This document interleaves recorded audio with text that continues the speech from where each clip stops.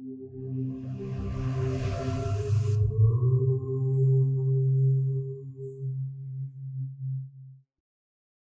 గురుభ్యో నమః, శ్రీ మాత్రే నమః.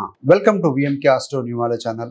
రాబోయే 2025 ఆంగ్ల నూతన సంవత్సర శుభాకాంక్షలతో కన్యా రాశి వారికి 2025 నూతన సంవత్సరంలో వారి యొక్క ఫలితాలు జనవరి నుంచి డిసెంబర్ వరకు ఏ విధంగా ఉండబోతున్నాయో చూద్దామండి. కన్యా రాశికి అధిపతి బుధుడు. కన్యా రాశిలో ఉత్తర 2, 3, 4 పాదాలు, హస్త 4 పాదాలు, చిత్త 1, 2 పాదాలు, మొత్తం 9 నక్షత్ర పాదాలు ఉంటాయి. వీరందరికీ కూడా మనం చెప్పుకోబోయే యొక్క సంవత్సర ఫలాలు వర్తిస్తాయండి. కన్యా రాశి వారికి 4 మరియు 7వ స్థానాధిపతి గురుడు అవుతారు. ఈ యొక్క గురుగ్రహం వృషభ రాశిలో 12 మే దాకా ఉంటారు. తదనంతరం 13 మే నుండి ఒక సంవత్సరం పాటుగా మిథున రాశిలో అంటే 10వ స్థానంలో, కన్య నుండి 10వ స్థానం అంటే మిథునం అవుతుంది, ఆ రాశిలోకి వస్తారండి. సంవత్సరం పాటు ఉంటారు. మరి శనిచరుడు 6వ స్థానంలో ఉంటారు 29 మార్చ్ 2025 వరకు. 30 మార్చ్ 2025 నుంచి ఆయన సప్తమ స్థానం అయినటువంటి ఈ యొక్క మీన రాశిలో స్థితి పొంది ఉంటారు. రాహు 17 మే 2025 వరకు కూడా 7వ స్థానం అంటే మీన రాశిలో ఉండి తదనంతరమైన 6వ స్థానం అయినటువంటి ఈ యొక్క కుంభానికి వస్తారండి. రాహుకేతులు సంసప్తకంలో ఉంటారు కాబట్టి ఈ యొక్క కేతు మీ జన్మరాశిలో మే 17 వరకు ఉంటే తదనంతరం ఏంటంటే 18 మే నుండి 1.5 సంవత్సరం పాటుగా వ్యయ స్థానం అయినటువంటి సింహరాశిలో స్థితి పొంది ఉంటారు. ఇది గ్రహస్థితి. మరి ఈ 4 గ్రహాల గురించి ఎందుకు తెలుసుకున్నాం అంటే ఇవి పెద్ద గ్రహాలండి. ఒక సంవత్సరం పైబడి ఒక రాశిలో ఉంటారు. గురుగ్రహం ఒక రాశిలో ఉంటారు ఒక సంవత్సరం పాటుగా. శనిచరుడు 2.5 సంవత్సరం పాటుగా ఉంటారు. రాహుకేతువులు 1.5 సంవత్సరం అంటే 18 నెలల పాటుగా ఒక రాశిలో ఉంటారు. కాబట్టి మిగతా చిన్న గ్రహాల గురించి తీసుకోలేదు. ఒక వీటి దృష్టి యుక్తి కలయిక వల్ల ఫలితాలు జరుగుతూ ఉంటాయి. కాబట్టి మరి కన్యా రాశి వారికి ఏంటంటే మంచి ఫలితాలు ఈ సంవత్సరం శుభ ఫలితాలు అందుకోబోతున్నారు. ఇక్కడ ఏంటంటే మొదటిగా చూస్తే విద్యార్థులకు ఏ విధంగా ఉంటుంది అంటే 3, 5 స్థానాల మీద మే 12 దాకా ఉంది. అనంటే ఏంటంటే ఇంటర్మీడియట్ స్థాయి, పీజీ స్థాయి విద్య ఇలాంటి ఎవరైతే కోర్స్ చేస్తూ ఉంటారో వారికి డెఫినెట్గా బాగుంటుందండి. అంటే ఏంటంటే 9, 3, 5 స్థానాల సంబంధం వచ్చింది. 5, 9 అంటే higher education. It is going to be చాలా మంచి ఫలితం ఇస్తుందండి. మంచిగా స్కోర్ అటెండ్ చేస్తారు, మంచి కాలేజీలో అడ్మిషన్ తీసుకోవడం కావచ్చు, ఇవన్నీ కూడా బాగుంటాయి. ఫలితాలు శుభ ఫలితాలే ఉంటాయి. అదేవిధంగా ఈ యొక్క గురుదృష్టి 5వ స్థానం మీద ఉన్న ఆ స్థానాధిపతి 6లో ఉన్నాడు కాబట్టి ఈ 2025 ఫస్ట్ హాఫ్లో కూడా ఎవరైతే కాంపిటేటివ్ ఎగ్జామ్స్ రాస్తూ ఉంటారో కోర్స్ ఈ యొక్క గురుడు తర్వాత 13 మే నుండి రాశి మారిన 6వ స్థానం మీద దృష్టి పెడుతూ ఉంటారు. కాబట్టి ఈ సంవత్సరంలో కన్యా రాశి విద్యార్థులకి కాంపిటేటివ్ ఎగ్జామ్స్ లో శుభ ఫలితాలు అందుకోవటం, విజయం సాధించడం ఇలాంటివన్నీ కూడా తప్పకుండా కలగబోతున్నాయని చెప్పాలి. అంటే గురుడు 13 మే నుండి రాశి మారిన తర్వాత కూడా స్వస్థానం మీద దృష్టి పెడుతూ ఉన్నారండి. ఫైరీ నేచర్ ఈ డాక్టర్స్కి, అకౌంట్స్, ఫైనాన్స్, సర్వీస్ రంగము, టెలికమ్యూనికేషను ఈ రంగాల్లో ఎవరైతే ఉంటారో ఇలాంటి వారందరికీ కూడా మంచి శుభ ఫలితాలు అందుకుంటారని చెప్పవచ్చు. మరి వృత్తిలో ఎలా ఉంటుంది అని అంటే 10వ స్థానం అంటే వృత్తి స్థానం అండి. దశమాధిపతి బుధుడు కనుక ఫాస్ట్ మూవింగ్ ప్లానెట్ పరిధిలో తీసుకోం. శని కోణంలో ఉంటున్నారు 6వ స్థానంలో. 6వ స్థానం కూడా సర్వీస్ని ఇండికేట్ చేస్తుంది. కాబట్టి 6లో శని ఉంటారు కాబట్టి ఎక్సలెంట్గా ఉంది. పోటీ పరీక్షలో ఉత్తీర్ణత పొందుతారు. మీరు గోల్స్ కూడా అచీవ్ కాగలుగుతారు. శనిలో రాహు ఉన్న శని ఉన్న మంచి ఫలితం ఇస్తారు. తదనంతరం ఏంటంటే ఈ యొక్క శని మూమెంట్ అనేది 30 మార్చి నుండి ఆయన సప్తమ స్థానానికి వెళ్తారు. శని రాహుతో కలిసి ఉంటారు. ముఖ్యంగా ఏంటంటే మే 15 వరకు ఆ 45 రోజుల పాటుగా కొంచెం మీరు చేసే వర్క్లో సిస్టమేటిక్గా పద్ధతి ప్రకారం ఒక ప్లాన్ ఆఫ్ యాక్షన్ ప్రకారం ముందుకు వెళ్తూ ఉండాలి. లేదంటే చిన్న ఇష్యూస్ రైజ్ అయ్యే అవకాశం ఉంది. శని ప్రొక్రాస్టినేషన్, పోస్ట్ మెంట్, డిలేకి కారకుడు కాబట్టి ఆ శని దృష్టి కూడా మీ రాశి మీద ఉంది. కాబట్టి కొంత పోస్ట్ పోన్ చేయటము అలాంటివి చేయకుండా కనుక పద్ధతిగా వెళ్తే మాత్రం మంచి ఫలితం అందుకుంటారు. ఎలాగో మే 13 నుండి గురుడు యొక్క స్థితి అనేది మీకు దశమ స్థానానికి వచ్చి చతుర్థం మీద 2, 4, 6 స్థానాల మీద దృష్టి పెడతారు. కాబట్టి ఉద్యోగం లేని యువతి యువకులకి 100% మంచి ఉద్యోగం దొరుకుతుందండి. అదేవిధంగా మరికొంతమంది దూర ప్రాంతం వెళ్ళి ఉద్యోగం చేయటం, ఇంకొంతమంది విదేశాలకు కూడా వెళ్ళిన ఆశ్చర్యపోవాల్సిన అవసరం అయితే కనపడట్లేదు.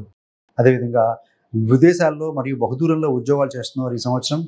వారి యొక్క సంపాదనతోటి జన్మస్థలాల్లో బర్త్ ప్లేస్కి దగ్గరగా వారు ప్రాపర్టీస్ కూడా తీసుకునే అవకాశం అయితే కనబడుతుంది. కొలువు లేని వారికి కొలువు దొరుకుతుందని చెప్పాలి. మరి పొలిటికల్ లీడర్స్ కూడా ఏంటంటే గురుస్థితి మే 12 తర్వాత రాశి మారటం వల్ల 4వ స్థానం మీద ఉంటుంది, 6వ స్థానం మీద శని రాశి మీద, గురు రాశి మీద ఉంటుంది. కాబట్టి ముఖ్యంగా ఏంటంటే ఎవరైతే కనుక పబ్లిక్లో మమేకమై ప్రజా సమస్యలను దృష్టి పెడుతూ ఉంటారో అలాంటి వారికి ఏంటంటే మంచి నేమ్ అండ్ ఫేమ్ కూడా వస్తుంది.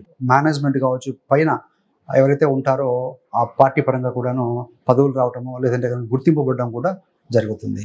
అదేవిధంగా కళాకారులకు కూడా బాగుంటుంది. ఈ సంవత్సరం అని చెప్పవచ్చండి. మరి వ్యాపారం ఎలా ఉంటుంది.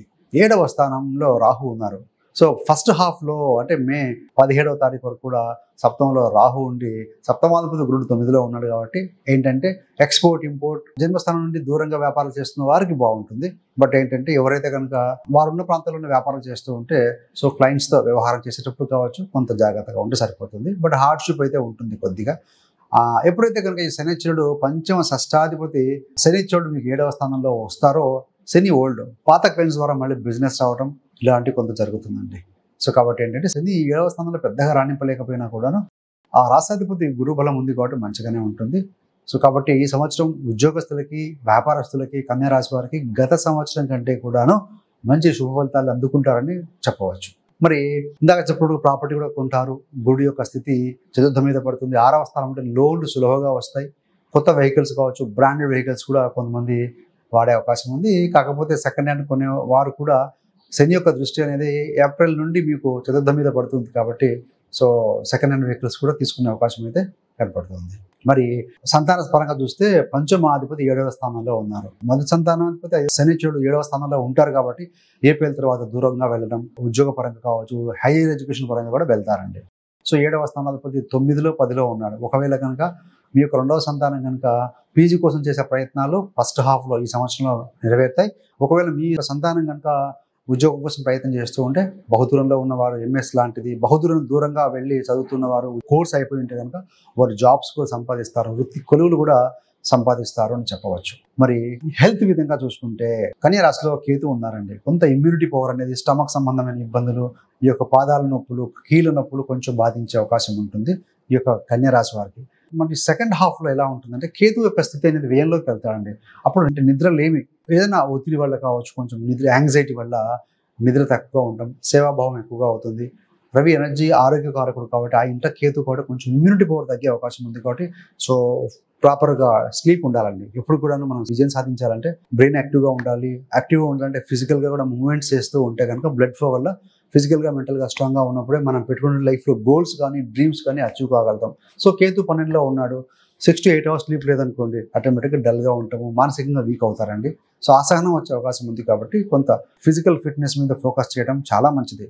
అదేవిధంగా శని కూడా ఏప్రిల్ నుండి చూస్తూ ఉంటాడు, మీ యొక్క రాశి మీద దృష్టి పెడుతూ ఉంటారు. సో కాబట్టి ఏంటంటే మే తర్వాత కొంచెం బతకిస్తారు కాబట్టి అలాంటివి ఉండకుండా ఉండాలంటే పద్ధతి ప్రకారం మనం వర్కౌట్ చేస్తూ కాస్త నడక కానీ, ప్రాణాయామం కానీ, ధ్యానం కానీ ఇలాంటివి చేసుకుంటూ ముందుకు వెళ్తే సో డెఫినెట్గా బాగుంటుందండి. 6లో రాహు కాబట్టి పెద్దగా ప్రాబ్లం ఇవ్వడు. లోన్స్ కూడా ఈ సంవత్సరం బాగానే వస్తాయి. సో ఆరోగ్యపరంగా అంటే మేజర్గా ఇదే డిలే, ప్రొక్రాస్టినేషన్, కొంతమందికి పాదాలకు సంబంధమైన ఇబ్బందులు ఇలాంటివి కొన్ని చూస్తున్నాయి. కన్యా రాశి వారికి ఆర్థిక సంబంధమైన, ధన సంబంధమైన విషయాలు చూస్తే 2వ స్థానాధిపతి ద్వితీయాధిపతి గురుగ్రహం మే 12 నుండి 10వ స్థానానికి వెళ్ళి మీ యొక్క ధన స్థానాన్ని చూస్తారు.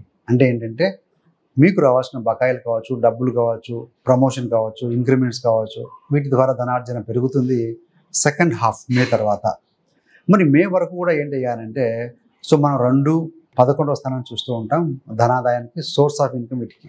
కాబట్టి ఏంటంటే 11వ స్థానాన్ని రాహు చూస్తూ ఉన్నారు కాబట్టి సో బహుదూరం నుండి డబ్బులు రావాల్సినవి ఏదైనా ఉంటే వస్తాయి. అదేవిధంగా ఏదైనా మీకు ప్రాపర్టీ ఉంటే కనుక వాటి ద్వారా రెంటల్ ఇన్కమ్ కూడా వచ్చే అవకాశం అయితే ఈ సంవత్సరం కనపడుతూ ఉంది. మరి గెట్ టుగెదర్స్ ఉంటాయి. ద్వితీయ స్థానం మీద గురుదృష్టి ఉంటుంది, చతుర్థ మీద ఉంటుంది కాబట్టి మదర్ హెల్త్ విషయంలో బాగుంటుంది. అదేవిధంగా బంధుమిత్రుల యొక్క సమాగమనము, ఇంట్లో ఏదైనా శుభ కార్యక్రమాలు చేయటం ఇవన్నీ కూడా మనము గమనించవచ్చండి. మరి రెమెడీ ఏంటంటే ముఖ్యంగా శని దృష్టి ఉంది. సో రాహు కూడా 6వ స్థానంలోకి వచ్చాడు కాబట్టి శనివత్ రాహు అంటారు. కాబట్టి శనివారం రోజున మీరు ఏదైనా శనికి తైలాభిషేకం, జాతకంలో కూడా శని వీక్ బలహీనంగా ఉంటే శనికి జపం, తర్పణం, హోమం చేయించుకోవటం, అదేవిధంగా నడక, ప్రాణాయామం, ధ్యానము, అదేవిధంగా ఎదుటి వాళ్ళు 7వ స్థానంలో శని ఉన్నారు కాబట్టి పూర్ పీపుల్, డిజేబుల్డ్ పీపుల్కి ఇలాంటి వారికి కూడా తోచినంతగా వారికి సహాయ సహకారాలు అందించడం. ఎప్పుడైనా మీ టెంపుల్కి వెళ్ళినప్పుడు కూడా నలచీములు ఉంటాయండి. సో అలాంటి వాటికి కూడా కాస్త బియ్యపు పిండి కావచ్చు, చక్కెర, పంచదార ఇవ్వటము, సో ఇట్లాంటివి చేయడం వల్ల కూడా మీకు శుభ ఫలితాలు మనం పొందవచ్చు పాజిటివ్ కర్మ ద్వారా. రిమైనింగ్ మీ యొక్క రెమెడీస్ అన్నప్పుడు మీ యొక్క జన్మజాతక చక్రం నుంచి లగ్నం నుండి జరుగుతున్న దశలు, అంతదశలను బట్టి సో వాటికి మళ్ళీ పర్టికులర్గా రెమెడీస్ చేసుకోగలిగితే మాత్రం సో ఫలితం అద్భుతంగా ఉంటుందని చెప్పవచ్చు. So thanks for watching. ఇలాంటి మరిన్ని మంచి మంచి వీడియోల కోసం VMK astro numerology channel subscribe చేసుకోగలరు. పక్కన ఉన్న బెల్ సింబల్ మీద క్లిక్ చేస్తే మీరు చేసే ప్రతి వీడియో కూడా నోటిఫికేషన్ ద్వారా మీ దాకా అందుతుంది.